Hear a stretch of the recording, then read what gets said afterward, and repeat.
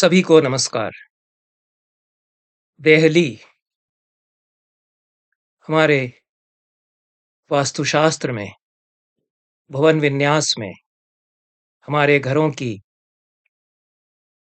वास्तु संरचना में एक अनिवार्य हिस्सा रही है। देहरी भी भाषा में कहते हैं। रा और ला का अभेद हो जाता है, यह संस्कृत में भाषा शास्त्रियों का विधान है। अलंकार को अलंकार भी कहा गया है और ऋग्वेद में तो अलंकृति के अर्थ में 4 स्थानों पर ऋग्वेद के सूक्तों में अलंकरण के अर्थ में अलंकृति यह शब्द आया है। रलयोर अभेदः इस नियम से देहली या देहरी द्वार पर बनाई जाती है। इसको लांग कर हम घर के अंदर आते हैं और इसको लांग कर ही हम घर के बाहर जाते हैं। देहरी के द्वारा घर में हम वापस जाते हैं और घर वह स्थान है जहां हम वापस पहुंचते हैं। अन्य किसी स्थान पर वापस पहुंचते, घर में हम वापस पहुंचते हैं और देहरी उस वापसी का भी प्रतीक है। नाट्यशास्त्र में नाट्यशाला या रंग मंडप के निर्माण का विधान बताया गया है। 4 द्वार कम से कम होने चाहिए, यह भरत मुनि बताते हैं। चारों द्वारों में देहरी या देहली रहेगी ही। नेपथ्य ग्रह से रंगशीर्ष पर प्रवेश के लिए जो स्टेज का या रंगमंच का नेपथ्य ग्रह से लगा हुआ भाग है, उसको रंगशीर्ष कहते हैं। और नेपथ्य ग्रह और रंगशीर्ष के बीच में दीवाल है। उस दीवाल से रंगशीर्ष पर प्रवेश के लिए 2 द्वार हैं। उन द्वारों पर देवता स्थापित हैं। सारी रंगशाला में देवता स्थापित हैं। नाट्यशास्त्र में वैदिक देवता और आगमिक देवता, पौराणिक देवता, इन सब का समन्वय करके एक देवमंडल बनाया गया है। और नाट्यशाला में इंद्र, अग्नि, वरुण, विष्णु, शिव इत्यादि इत्यादि अनेक देवता विभिन्न नाट्यशाला के भागों में प्रतिष्ठित होते हैं। पहले ही अध्याय में वर्णन आता है कि विश्वकर्मा को नियुक्त किया गया कि खुले में नाटक करने पर विघ्न होते हैं, इसलिए नाट्यशाला का निर्माण करो। विश्वकर्मा ने नाट्यशाला का निर्माण किया। तब ब्रह्मा ने सारे देवताओं को आदेश दिया कि इस नाट्यशाला के विभिन्न भागों में प्रतिष्ठित होकर इसकी आप लोग रक्षा करें। तो द्वारशाला नियुक्तौ तु कृतान्तः काल एव च स्थापितौ द्वारपत्रेषु नागमुख्यौ महाबलौ देहल्यां यमदण्डस्तु शूलं तस्योपरि स्थितम् द्वारपालौ स्थितौ चौभौ नियतिर्मृत्युरेव च। पहले अध्याय के 88 और 89वें श्लोकों में ये देवता बताए गए हैं कि द्वारशाला में कृतांत और काल को नियुक्त किया गया। द्वारपत्र या किवाड़ों पर महाबली, नाग मुख्य, प्रधान नाग, वासुकी, तक्षक आदि बनाए गए। देहली पर यमदंड स्थापित किया गया और शूल उसके ऊपर स्थापित किया गया। और इस देहली की रक्षा के लिए दोनों देहलियों पर नियति और मृत्यु को स्थापित किया गया।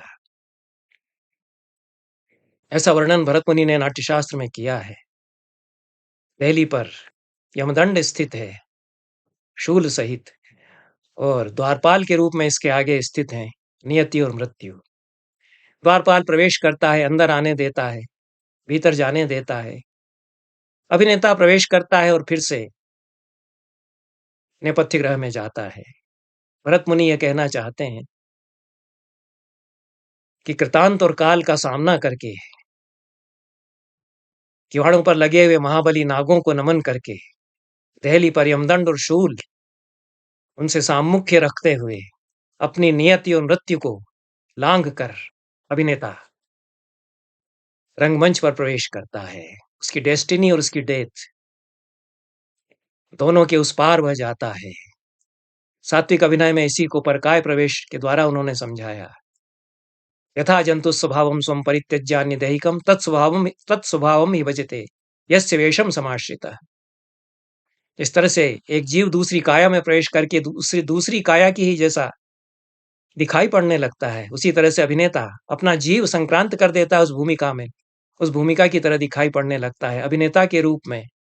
उसका जो कुछ भी व्यक्तिगत परिचय है, अमुक नाम का अभिनेता मैं अभिनय कर रहा हूँ, यह सब उस भूमिका में प्रवेश के पश्चात विलुप्त हो जाता है और उस भूमिका में अपनी आत्मा को संक्रांत कर देता है। यह उसकी मृत्यु है। आर्तो जो फ्रांस के महान नाट्य निर्देशक हैं, उन्होंने स्वानुभव से यही कहा कि रंगमंच पर प्रवेश करना अपनी मृत्यु, अभिनेता की मृत्यु है। स्तानिस्लावस्की जो रूस के महान रंग निर्देशक हैं, उन्होंने भी यही कहा। यही भरत मुनि कहते हैं, नियति और मृत्यु देहरी पर द्वारपाल के रूप में प्रतिष्ठित हैं, पहरा दे रहे हैं और उनसे उनको उल्लंघन करके दूसरी काया में प्रवेश करना होता है। देहरी का यही प्रतीक है कि हम संक्रांति का वह प्रतीक है। घर में आने पर घर की भूमिका में हम होते हैं, उसको लांघ करके बाहर जाने पर बाहर एक भूमिका हम अपनाते हैं।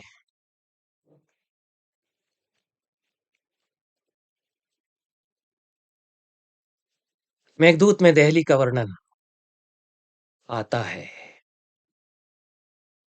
विरहिणी यक्षिणी क्या क्या करती होगी, ऐसी कल्पना यक्ष अपनी प्रिया को लेकर के करता है। मेघ को बताता है कि तुम उसे ऐसा करती हुई देखोगे, ऐसा करती हुई देखोगे। इसी क्रम में उत्तर मेघ का 26वां श्लोक है।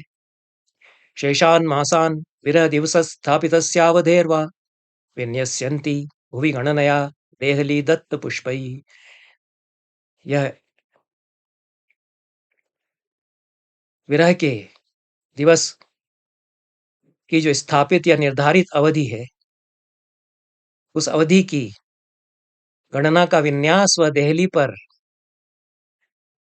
पूजा के लिए रखे गए पुष्पों से एक एक करके करती होगी। देहली पर पूजा के लिए फूल जब रखती होगी तो उन पुष्पों से वह कितने दिन और बचे, कितने महीने और बचे, विरह की अवधि की गणना इस तरह से करती होगी। फूलों से ही गिनती क्यों करती है, और देहली पर ही क्यों फूल रख रख करके गिनती करती है? सारोद्धारणी टीका है मेघदूत की, मेघलता टीका है, महिम संगगणी की टीका है, सुमति विजय की टीका है। इन 4 टीकाकारों का कहना है कि ग्रह द्वार द्वारु की अधिष्ठात्री देवी को प्रतिदिन पूजा, ग्रहदारत द्वारु की अधिष्ठात्री देवी की प्रतिदिन पूजा करना चाहिए। यह लोकाचार है। ये लोकाचार की जो परंपरा है, उसका भी आख्यान मेघदूत बन जाता है। यही आगम परंपरा भी है। ग्रहदारत द्वारु ही देहली है। घर के दरवाजे पर जो काष्ठ फलक नीचे लगाया गया है, उसको इन्होंने देहली को ग्रह द्वारत द्वारु कहा है, ग्रह द्वार दारु कहा है। और भरतमुनि कहते हैं कि वहां देवता प्रतिष्ठित हैं। लोकमानस भी यही मानता है कि उस देहरी पर देवता प्रतिष्ठित हैं। देहल्याम यमदंडस्तु शूलम तस्योपरि स्थितम। यहाँ लोक देवता प्रतिष्ठित हैं। भरतमुनि के अपने प्रस्थान में यमदंड और उसके ऊपर शूल यहाँ विराजमान है, और नियति और मृत्यु वहां पहरा दे रहे हैं। लेकिन देवता तो हैं, और पूजा के लिए पुष्प चढ़ाए जाते हैं उन देवताओं की। पुष्प चढ़ाते समय जो पुष्प रख दिए गए हैं, उनको देख देख करके वह गिनती भी करती है। ऐसा यक्ष कल्पना करता है कि वह गिनती करती होगी कभी बैठ करके। भरत मल्लिक अच्छे टीकाकार है मेघदूत के। उन्होंने कहा है कि विरहिणी के भीतर यह भावना है कि इसी देहली को या इसी देहरी को लांघ कर प्रिय घर से बाहर गए हैं, इसी को लांघ कर वे वापस आएंगे। यह उनकी घर वापसी की प्रतीक है उसके लिए। इसलिए देहली की पूजा वे करती हैं। वे सारी विरहिणियां देहली की पूजा इसीलिए किया करती हैं, ऐसा वे कहते हैं। ऐसी स्थिति में देहरी पर जो फूल चढ़ाए जा रहे हैं, उनसे गिनती भी करने लग जाए, यह भी स्वाभाविक है। कहा सत्सई में एक सुंदर गाथा आती है, जिसमें कि विरहिणी नायिका देहली पर फूल रख रख करके और विरह के दिनों की गिनती, तिथि की गणना कर रही है। देहरी पर पूजा की जाती थी। मृच्छकटिक का बहुत मार्मिक पद्य है। चारुदत्त जो नायक है, ब्राह्मण है, सार्थवाह या व्यापारी भी है, अपनी संपत्ति दान कर कर के और अत्यंत निर्धन हो गया है। घर की स्थिति इस समय अच्छी नहीं है। उसका वर्णन करते हुए चारुदत्त कहता है पहले अंक में, यासां बलिर्भवति मत् ग्रहदेहलीनां हंसैश्च सारसगणैश्च विलुप्तपूर्वः तास्वेव पूर्वबलिरूढ यवाङ्कुरासु बीजाञ्जलिः पतति कीटमुखावलीढः। मेरे घर की जिन देहलियों पर बलि जो चढ़ाई जाती थी, बलि पशु बलि से कोई आशय नहीं है। नाट्यशास्त्र में भी रंगशाला में जो देवता स्थापित है उनके लिए बलि का वर्णन है। अभिनव गुप्त कहते हैं कि बलि का अर्थ यहाँ पूजा है। पुष्प आदि से, तंडुल, लाजा, अक्षत आदि से पूजा की जाती है। कुछ देवताओं की मांस से भी पूजा नैवेद्य चढ़ाकर की जाती है, कुछ की फलों से की जाती है। यह सब विस्तार से विधान नाट्यशास्त्र के तृतीय अध्याय में बताया गया है। बलि से आशय पूजा से ही है। और जिन मेरे घर की देहलियों पर बलि या पूजा हंसैश्च सारस सारस गणेश विलुप्त पूर्व, हंस और सारस आकर के चुग जाते थे उसको। पूजा के लिए जो अक्षत, लाजा आदि चढ़ाए गए हैं उनको निर्भय होकर के हंस और सारस भीतर चले आते थे और वे चुग लेते थे। तास्वेव पूर्व बलि रूढ़ यवांकुरासु, उन्हीं देहलियों पर जो कि पूर्व बलि रूढ़ यवांकुरा हो गई हैं। पहले कभी जौ के दाने भी अक्षत के दानों के साथ चढ़ाए जाते थे।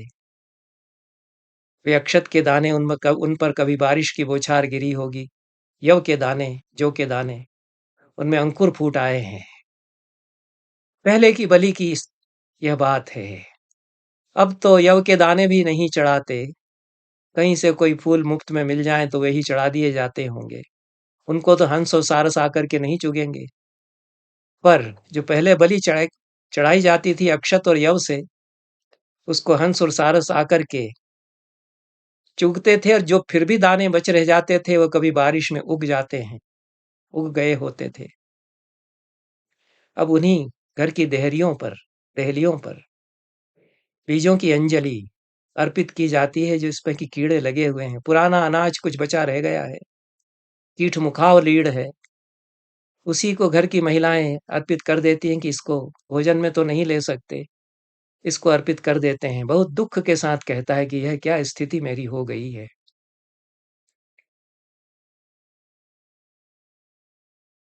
कई देहरियां हैं, बहुवचन है। केवल मुख्य द्वार की देहरी की ही पूजा नहीं की जा रही है। कई ड्योढ़ियां हैं, ड्योढ़ी भी शब्द का प्रयोग होता है।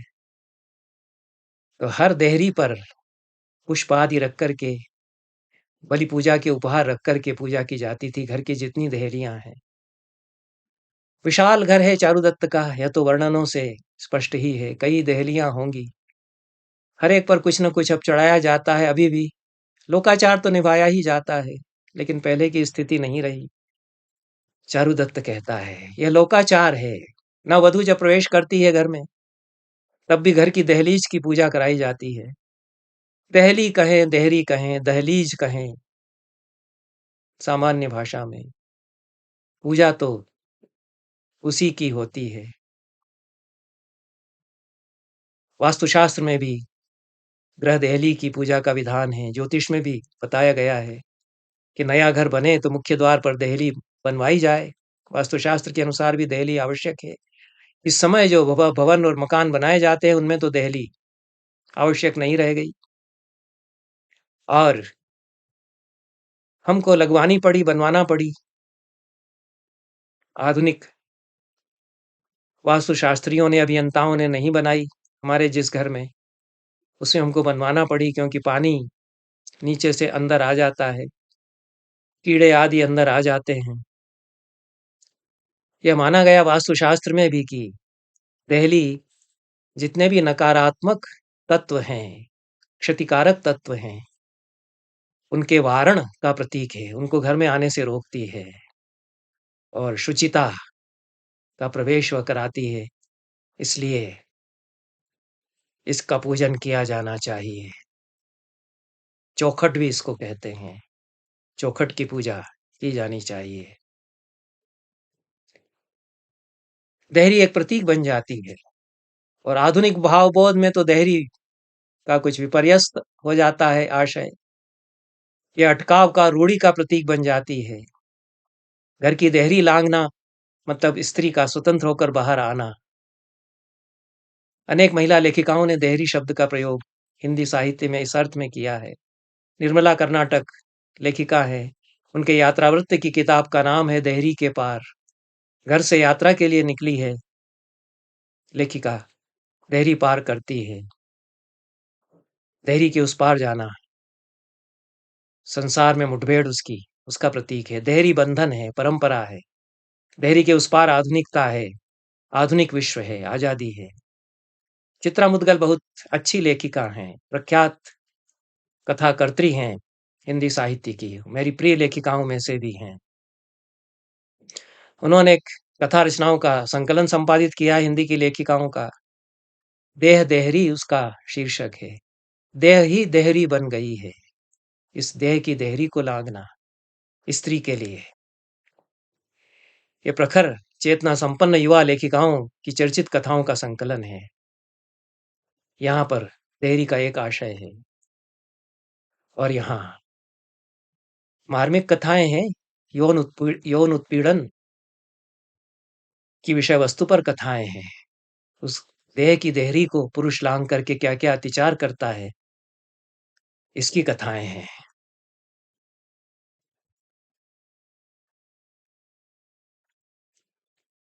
संस्कृत में देहली दीपन न्याय है। अगर हम फिर परंपरा की ओर लौटें तो देहरी पर फूल चढ़ाए जाते हैं, देहरी पर दीपक भी रखे जाते हैं और दीपावली के दिन तो देहरी पर दीपक रखते ही हैं। इससे संस्कृत में एक न्याय या मुहावरा बना, देहली दीपन न्याय। देहली पर रखा हुआ दीपक घर के अंदर भी उजाला करता है, वो घर के बाहर भी उजाला करता है। एक कथन से दो आशय यदि प्रकाशित होते हैं तो कहते हैं कि देहली दीपन न्याय से एक ही अभिव्यक्ति से दो अर्थ प्रकट या प्रकाशित हुए। एक कार्य से दो लक्ष्य सिद्ध हो जाते हैं तो देहली दीपन न्याय कहते हैं। देहली का महत्व है। मेरी एक गजल है संस्कृत में, देहली उसका शीर्षक है। इसमें देहली के जितने परंपरा से रूप मिले वे भी हैं। आधुनिकता ने जो अर्थ दिया है देहली का वह भी है। और एक और अर्थ, जिस अर्थ में देहली शब्द का प्रयोग हम कभी कभी करते हैं, वह दिल्ली के लिए करते हैं। अंग्रेज लोग दिल्ली नहीं बोल पाते थे तो डेली ऐसा कुछ कहते थे, उससे डेहली ऐसा लिखा जाने लगा, DEHLY। और देहली हमारी भाषा में उच्चारण उसका किया जाने लगा। संस्कृत में तो हमारी परंपरा में दिल्ली गांव का नाम था, जो हेमचंद्राचार्य और 12वीं शताब्दी के जो कथाकार हैं संस्कृत के, उनके वर्णनों में हस्तिनापुर के पास ढिल्ली गांव का वर्णन आता है। वही दिल्ली हो गया है। उसका एक अलग ही तरह का अपभ्रष्ट रूप देहली उस शहर के नाम के लिए भी कहीं कहीं आने लगा है। बहरहाल यह संस्कृत में गीतिका, द्विपदिका गीतिका या गजल है। उसको हिंदी अनुवाद के सहित पढ़ करके मैं अपनी इस चर्चा को समाप्त करूंगा।